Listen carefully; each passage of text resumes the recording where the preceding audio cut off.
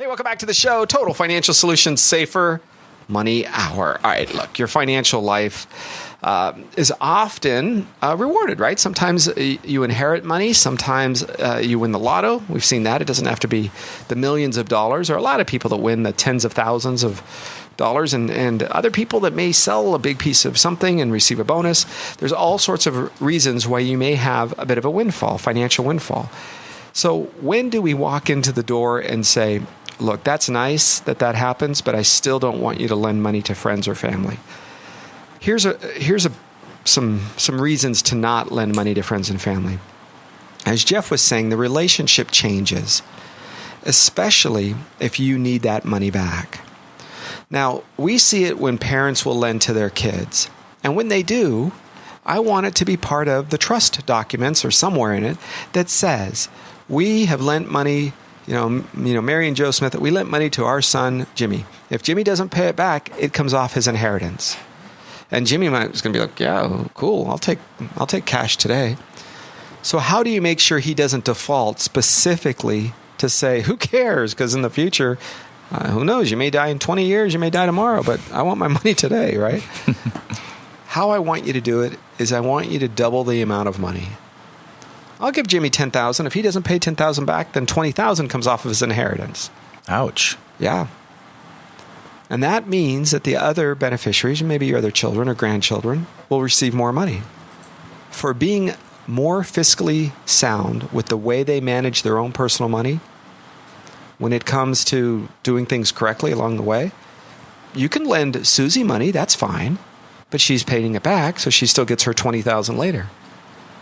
But for the child that doesn't figure that they can work 2 jobs or 4 jobs or manage their money better or whatever it is, then tough luck. They're going to lose twice later. What is another loan to avoid, if you will, when it comes to your kids? Well, we're going to call it an open-ended loan, and what it's basically going to be is the opposite of what we outlined in the beginning of the show, where you don't have really any type of parameters. You don't have any type of foundation or any structure to the loan. You're just basically, you're giving the money away, but you're not calling it a gift. You're calling it a loan with the hope that one day this may come back. So this is generally the worst idea unless you're going to call it a gift. Then that kind of negates the loan word. So that'll save you some headache. It'll save you those uncomfortable social and family gatherings, and it'll basically just be a place that you can park that as, hey, that was a gift. I can release this from my mind, and I don't ever hold it over that person's head. And I don't mind you doing that. I don't mind you giving money to anybody who you want, right? This is your financial life. This is your money that you have earned. You can choose to give them to whoever you want, and I'm all right with that. What I don't want is when you pass away, the other beneficiaries, and this just happened in the last week. When you pass away, the other beneficiaries come in, and in this particular case, it was 7 figures, so lots of money. Wow. And the one beneficiary sat in my office and said, my brother stole $1 million from my mom over the last 5 years. Sheesh. Like, you got to be kidding. Well, yeah. Well, the bad news, folks, against people like that is that all of this stuff has a paper trail today. It doesn't just disappear and go, oh, well, she's never going to know. No, there's bank receipts. There's bank video cameras, right, where you can see who's walking into the bank and see whose check and whose writing it is. And right. those things don't disappear anymore. They're all secured forever in today's data world. All right, here's another one. If a parent is going to lend money to their child, I want there to still be things written down, but I also want an exit clause that says, no problem, the parent at any time can forgive the loan, but it's a one-way street. That means the parent can choose to forgive, the kids cannot choose to not pay. Because as a parent, especially, it's usually one parent, often the wife, the mother will say, oh, but Jimmy is such a good boy. He works so hard. His 3 kids from 2 different women. He pays child support. And you go, look, the kid is obviously deciding not to live a life of fiscal management properly. So you can choose to do what you want, but I don't want the parents to argue about it. And if at the end it's one of the parents deciding not to pay back, if it's family money, mom and dad, then let the mom forgive half of it fine. Jimmy doesn't have to pay my half. Because we are married and we're community property, Jimmy doesn't have to pay my half. And the mom can go, fine, that's all right. That's a great idea. I haven't thought about that. And it allows her to still feel like she's involved and, ownership and control over that money, at least half of it. And the dad can still instill the kind of discipline that he wants to instill on his son. And a big part of this is, and the underlying word I think that creates a sound transaction here and make sure that this gets repaid as a loan is the word urgency. If you have an open-ended loan or just these really loose terms of, one day, or hey, mom, dad, next tax return, I promise I'll pay you back. Yeah. I mean, that's a famous one that people probably have used more times than we could even count. And then taxes come and go. And, well, didn't you know? Well, we needed tires. Collateral, my friend, yeah. Collateral. Always have them leave. You know what? Tax return. Oh, we're going to file early. Wonderful. Then you will get back this diamond ring early. But I told you, no. You'll get it back early then. I don't care. In fact, you could have it back the same day the check clears. Oh, yeah, but Mom, you don't... No. And what we'll do is we're going to go to the jewelry store together, and we're going to make sure this is a real diamond, and this is real gold, and this is a real whatever the value is. And then it works. So that I know that I can pawn this thing and sell it and get my money back. Because I'm not interested in just holding a safe or a safe deposit box full of jewelry. I want cash if that's what I gave you. And I'm going to sell your diamond ring if you can't give me cash. And there's a sense of urgency with that, Jeff. People look at it and say, I want my diamond ring back. And they'll make it a priority. And that's why, going back to your point earlier, make sure it's something that's important, not something that they couldn't care less if it was there or not in their house. If it was a TV they never watch, and those go down in value anyway, so that's not going to really help you 6 or 12 months from now. So make sure it's something, like Arif said, that's valuable to them so that it can come back to you sooner. And if you have to turn around and sell it, you can get your cash back. Right. And you don't sell it and get cash back, keep what they owe you, and then give them the difference. No. You keep everything. It is yours. And this is a scary thing because they're going to say, but it's worth a lot more than I gave you. Yep, it sure is. And I'm going to try to get as much as I can. You can hold the pink slip to the car. You get a copy of a key. You get a pink slip of the car. You can put a tracker on the car because now you are the owner of the car. Right? You have them sign the back of that pink slip. You now are the owner of the car, so legally you can put a tracker on your car. And you can take the tracker off. You can give them the code, whatever it is. You can give them the pink slip back, sign it back to them, give them the key back, and be done when they pay you back. If not, you go drive up in the middle of the night like any kind of repo man and take your car back. And that is a scary thing for people because that's all of a sudden the money becomes real. Here's another one I want you to watch out for. Consider yourself and things happen, layoffs, divorces, illnesses, if you expect to not have that loan paid off anytime soon and you didn't get collateral, I want you to consider it paid in full. If there's a point in time when you say this just isn't going to happen, then consider forgiving the loan completely. Now, that release stinks financially, right? It's a bummer. But what it does do is it frees you up emotionally so that you can see your grandchildren if it's your parent to child. You can see your family. You can see the ones that love you and remove that burden. If you say, well, look, this kid is never going to pay it back and I want him to come around. I want him to see me again. I want him to come around my life again. Well, then, you know what? Just forgive it. And typically it's not just the person that borrowed the money. It's their spouse. It's their kids. That could mean your grandchildren, your nieces, nephews, cousins. It could mean a whole lot because I've seen where something went awry financially between family members and entire sides of we didn't have sides. We just had a family. And now we have sides. Now we have little, coups, little cliques. And it's not conducive to a large family being one. So.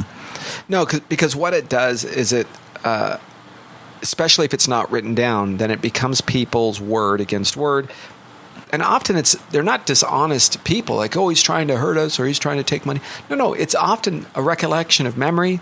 Things happened, life changed, things were occurring, right? There's often a lot of things that kind of occurred in between, and life gets in the way.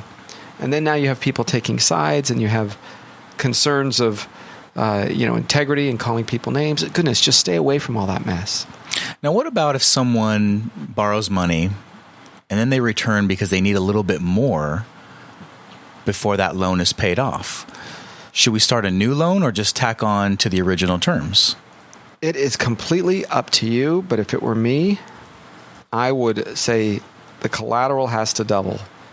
And you have to look at that and say, is this person still a reasonable investment, right? Because that's what they are. You're investing in their work ethic.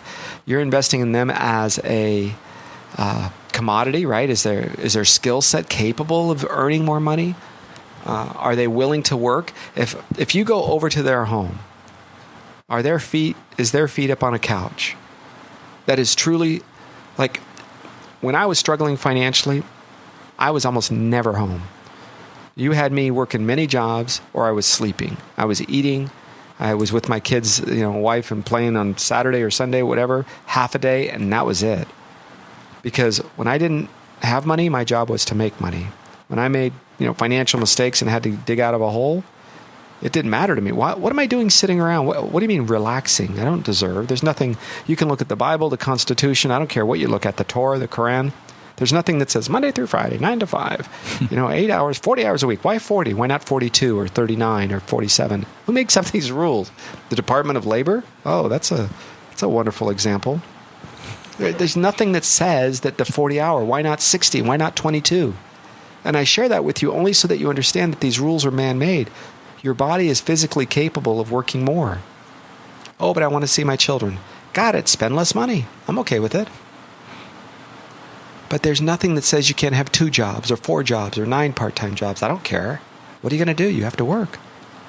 And so if you are investing in somebody who's a hustler, they call it, that means they get up, they go to work, they're always finding a job. I'll give you an example. I saw a guy the other day who was washing cars, and I told my kids, I said, you see that guy? He's driving an older car. It's not these fancy with, lettering and detail. And he's out there and he's pulling a little trailer and he's got a little compressor, thing, and he's spray washing cars. And I said, that is a man who's going to be wealthy someday. And my kids look at me and go, what do you mean, Dad? I said, look at how hard he's working when everybody else is sitting around. People are going, there's no jobs. I gave out 47 resumes and emailed 16 people all before 9 a.m. in my pajamas.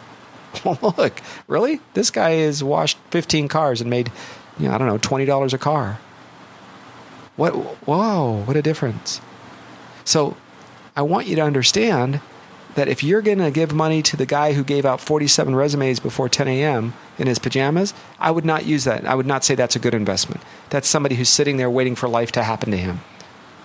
That other person, I would invest. If he says, Arif, I know you just won the lotto or got some inheritance or have extra money, and I need to buy a more reliable Suburban or a more reliable van because, I'm washing 15 cars a day and I think I can do 20. That is a person I would invest in. Right? Now, you might say, oh my gosh, but that guy's not educated. He's not. No. I'm not investing in his college. I don't care what he got on his 5th grade math test. I care that he's busting his hiney for him and his family. And somebody else who's collecting unemployment and sitting around and not doing anything about it, I have very little respect for that. Oh, Arif, that's so judgmental. Yep, I judge actions, not people. God's job is you judge your heart and soul, not mine. I judge your actions. You hurt children? You're a bad guy? Well, then, I don't like you. Work hard and bust your fanny for your family?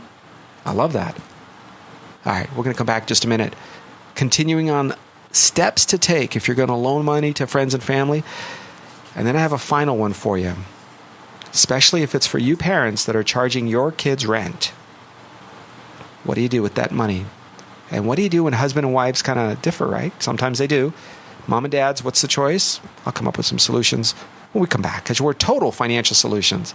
On your place for news, talk, and information, I'm Arif Halaby. That's Jeff Gerard on AM 1220 KHTS. Hey, welcome back to the show. Total Financial Solutions, Safer Money Hour. Look, your family is counting on you to make the right decisions, and especially teaching them. And look, it's said more often than not that good lessons are caught, not taught. Meaning, people have to be ready when you're ready to teach them, and especially your children. They're looking up to you. They see how you act and what you say and what you do. And that is much more important than you sitting them down on Tuesday evening at 6 p.m. and say, children, grab your pen. And you sit down and you do your little marker and you sit down and no. Lessons are day to day. And sometimes those lessons, Jeff, when parents charge kids rent for living with them, right? We see that. That's right. I mean, that's probably one of the first places we can really instill in our young adults, because at that point, I mean, if they're of age to go out and work, they can go out on their own. Now, not fiscally, maybe they only make $1,000 a month, and they're going to pay that and then some just to put a roof over their head. So you're going to give them a place to stay, and that's a really large contribution, I think, that gets dismissed in our young people today. Having a roof over your head that's reliable and not having to pay for it, I think that's kind of a mistake, because then you get this culture shock effect that when they do decide to go out into the world, a third of their income or more might be just spent on housing and the upkeep of the housing and bills and ancillary costs. So by taking an active role in helping bridge your child by saying, and this is a child now, you're calling them your child, this is an adult that you're grooming for the real world, I think you should charge them some type of rent. A few $100s? I mean, maybe not the going market rate for a one-bedroom apartment down the street, but I've seen it, and it's not uncommon that you see $500 and $600 a month just for a very small room with very few amenities. I don't think it's much. It's too much to ask. So here's some of the other perspectives that you'll think about when you're in that middle of that process, and one of those is you're going to have one spouse that says no. Usually this is the case, especially if it's more of an ethnic background. Because I grew up where my dad is from the Middle East and my mom is from Michigan farm girl, and together, my mom's family was basically you moved out at 18 and good luck, kid, and my dad is 4 generations lived under the same roof, and it didn't matter. Right. So a hybrid of that, whatever your ethnic background or personal views are, might be to charge rent, but to take that money and put it in a bank account for the kids. And you say, when you're ready to move out, I have a down payment for the house. Or if you're ready to get married, I can help pay for the wedding or give you money for your down payment for your home, your new home, or whatever it is. One of the things, here's another point of view that I like, is if you are going to school or working, then maybe you can stay rent-free. If you are a young person of integrity, you'll probably pick up the gas bill now and again. You might pick up some groceries and load up the car for a couple $100, for your mom. Mom, can I have the grocery list? And go do that. You might make sure that you do a little extra work around the house, cleaning up, fixing, repairing, painting, taking out the trash, right? Because you're living for free, so make it up somewhere else. And the other part of it that I think really makes a difference, now you're working, you finished college, whatever level you're going to go to, whatever schooling, and now you're working full-time, plus or minus a little bit, and now what you do is simple. You say, well, kids, here's a choice. You're working full-time, you finish with college, you're not going to go to grad school, or maybe you have and you're done. The next step is for you to buy investment property, to have investments, to start a business, whatever the next financial goal is. If you are continuing to move up the financial ladder and down that road, then you can continue to stay for free. But if you're blowing it on fancy cars and rims and going out every Friday night and hanging out, then if you can pay your friends, if you can pay money for your girlfriend, you can pay for us. If you can pay for your boyfriend or your friends at the club, or you're now traveling to Cabo for the 4th time this year, you know what? Then you can pay rent and live the way you would normally. Fine, you want to go to Cabo, no problem, but it's $400 a month or whatever the number is. So do a trade-off. If the kids are being responsible and they're giving back, so where they're, it's a struggle, but they're saving and investing and building up a portfolio of whatever their dream is, starting their business. One of the things that I always had to fall back on, and I know most people, or at least some people, don't have this, so I remember understanding its value even when I was younger, was that no matter what, I always had a house to live in. Yes. My parents said, look, I can't afford to help you with school, very much. They gave me a little money now and again, but we can't buy you a new car. We can help pay your car insurance. You're going to have to buy your gas. But you will always have a roof over your head. It's why they didn't speculate and take out second mortgages and third mortgages and flip that house. They didn't do that. They said, we want a home. It may be a little older, but it will be paid off, and you kids can always have a place to go. That was their contribution. And it was much more to us than just a place to live. It was security. It was the freedom and permission to go out, take some risk, take a chance, and at least we knew in our back of our mind that we had this to fall back on.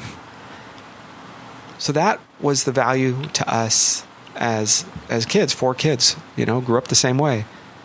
My goal was to leave my house and go into my home that I bought. And I was 23 years old. That's what I did. I was married, and my wife and I bought a house. My goal for my children is the same. Stay with me until you're married or until you have 2 investment properties, right? Well, Dad, that might be. Well, then, good luck. Then you just stay here. The home's big enough. You want to be nice and kind and help your mom out with stuff around the house? I would very much appreciate that. You want to be a good young man or a good young woman, and if you walk by because you're making some money and you see the electric bill, pick it up and pay it. Those things are nice. But keep in mind, if you're going to lend money, or in this case, lend a room in your house to your kids, you can't expect anything back unless it's written down or it's paid in cash. And if husband and wives are arguing about it, no problem. Take the money, put it in a bank account, and it's there for them later on when they're ready to move out or buy their investment property or get married or whatever it is. Sometimes that's an option. Well, and I think that's an important part, and that's the negotiating, if you want to call it that, between the spouses. Look, honey, I know you don't want to charge them. I do, for different reasons. We're going to give it back to them in the end. They just don't know it, and I want them to pay for the right reasons because it puts value on that room and that roof over their head. Because Arif, not everybody sees it the way you did as a young person, saying, "Look at this safe haven that I have. I can go out and take risks." I've never heard someone say that.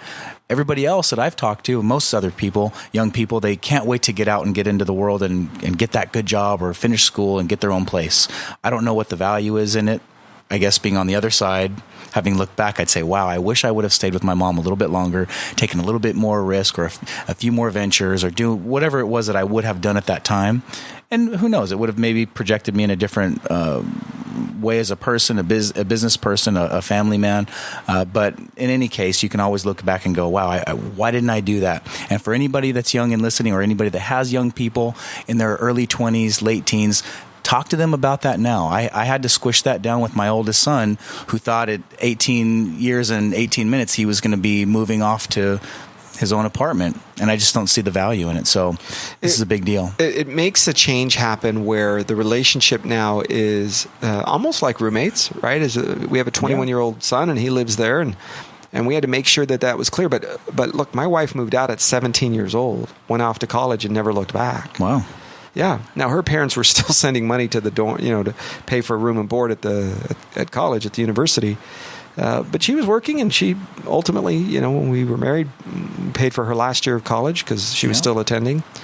And you have that, right? So now you have a merging where I never lived on my own, and she had roommates from 17 until we were married 4 years later. So that's a change that most people can struggle with. And I can see it because we can all struggle that way. Especially if you grew up in a very ethnic Hispanic or Middle Eastern family, a couple that I know of personally, where they are just family. Everybody lives together, and your grandma lives in the back room, and that's right. And you're going to the grocery store, no problem. Just tell your aunt who's living over there to next door even.